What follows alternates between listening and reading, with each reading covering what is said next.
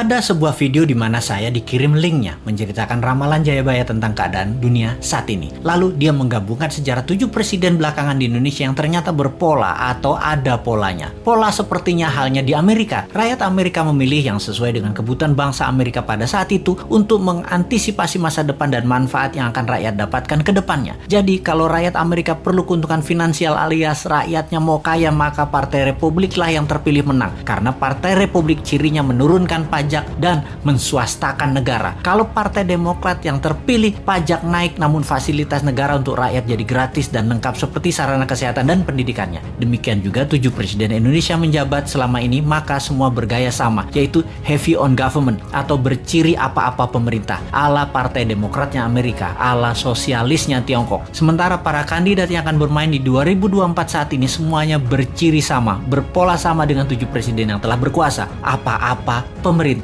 Hanya Bosman Sontoloyo yang punya konsep heavy on swasta atau menswastakan kegiatan membangun ekonomi terbesarnya dan menurunkan pajak konsepnya seperti Partai Republiknya Amerika. Untuk hal ini memang kembali ke masyarakat karena konsep menswastakan pemerintah belum pernah terjadi sebelumnya, atau mengikuti swasta terutama UKM dalam porsi besar lebih dari 80% ekonomi belum pernah terjadi sebelumnya dalam 7 pemerintahan yang telah berjalan. Selama ini memang tenaga kerja 96% diserap UKM, namun ekonomi UKM hanya 40% saja dari porsi ekonomi nasional. Sisanya adalah anggaran pemerintah dan oligarki. Sudah 7 presiden polanya ya seperti ini.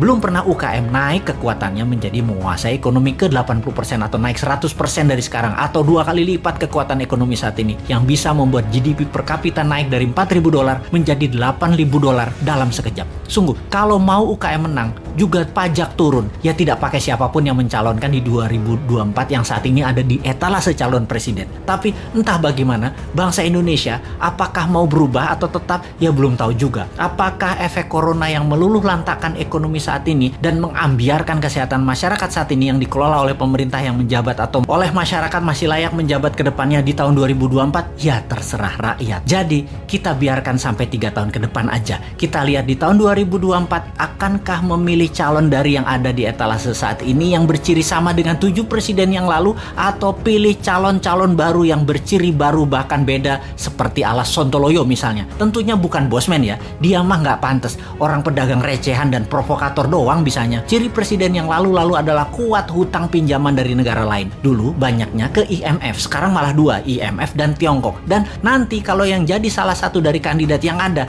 rasanya sama, berhutang juga. Hanya konsep bernegara MMT yang berani cetak duit berbasis proyek anak negeri. Proyek ini berbasis UKM. Kalau UKM mau maju, ya pilih model MMT. MMT itu pro swasta banget dan menurunkan pajak. Kalau lihat dari pajangan etalase, ya mereka kebanyakan memuja pilihannya tadi hanya orangnya, bukan konsep bernegaranya. Karena tidak satu pun punya konsep. Asli mereka yang mau jadi presiden saat ini punyanya satu, bagaimana jadi populer agar terpilih. Mek ngono tok ilmunya. Bener deh, bagaimana supaya Anda memilih mereka? Citra aja dibenerin, bukan konsep yang mereka jual. Kalau Bosman, citranya kan kampungan, provokator, komentarnya norak, kulitnya hitam. Jadi karena karakternya nggak bisa dijual, maka dia jual konsep. Itu pun norak. Mainstream ya tetap maunya ngutang asing. Yang anti hutang asing kecil banget yang mendukung UKM malah nggak ada. Akhirnya UKM-nya senang ngutang juga kalau cari duit. Kapan berubahnya bangsa ini? Begitu kuat doktrin minjem itu di kepala semua pejabat sampai UKM-nya pun tidak ada alternatif lain. Kembali ke video yang linknya saya dapat